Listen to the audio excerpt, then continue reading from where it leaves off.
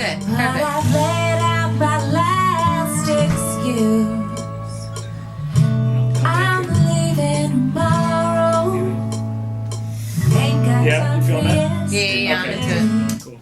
If you have the drums, with the click, if you have I'm not entirely convinced that I want it with the click because I like these guitar parts and I don't want to replace them necessarily. Mm-hmm. I like how they feel. Okay, so what I'm gonna do then is I'll jump up if I need to. If it sounds better, I'll just kind of jump up on the click with you guys. Mm-hmm. That's the kind of stuff that we need to figure out ahead of time. Like, you're producing now. You've worked with producers, so you know what that's like too. But since you're calling the shots, some producers might say to me, well, no matter what happens, stay with the click. Like, just nail the click. Stay right on it. If the rest of the track rushes here or there. But this is good because what you're telling me is I'm saying let it breathe. Okay. Yeah. Perfect. This Okay. recording is great as it is, and Okay. it's like So probably you not really gonna like- add. I'm yeah. not gonna add too much onto it. So you really like the way it feels. Mm-hmm. So that's good to know. That's what I need to know. Is so when I cut with the click, I'm not going to worry about staying right with the click. Mm-hmm. If I feel it breathe a little bit, I'll go with it a little bit.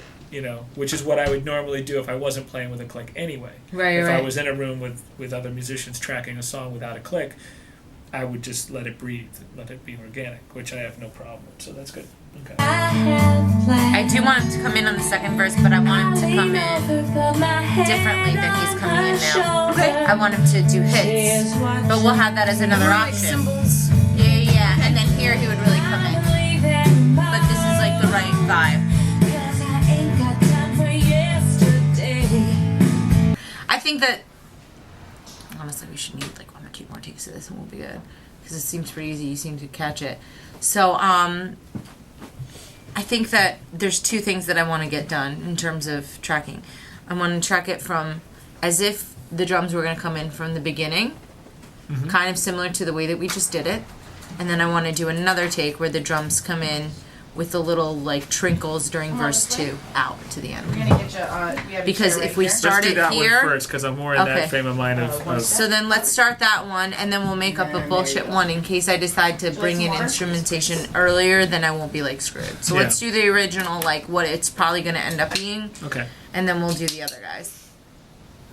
Yeah, I'm also, as I'm playing this, I'm hearing that you'll probably put a bass part on it. Oh yeah. Okay, because I mean, I'm just gonna like drums, me, and a guitar. I'm not like the White Stripes or whatever. no, because like some of the kick drum parts I'm playing, I'm imagining that there'll probably be a bass there. Yeah. Cool. Yeah, that sounds right. I think he's got it. Yeah, no. We're doing 2 versions. Did you hear what I told him I wanted to do? No. I wanted to do a version where he doesn't come in until really the second verse with the little trinkles and then plays through to the end, which is most likely how I'm going to arrange it. So we'll get that one solid, and then we're going to do one more version where he plays from the very beginning in case I want to do that. So there'll be 2 versions. Okay. Cool.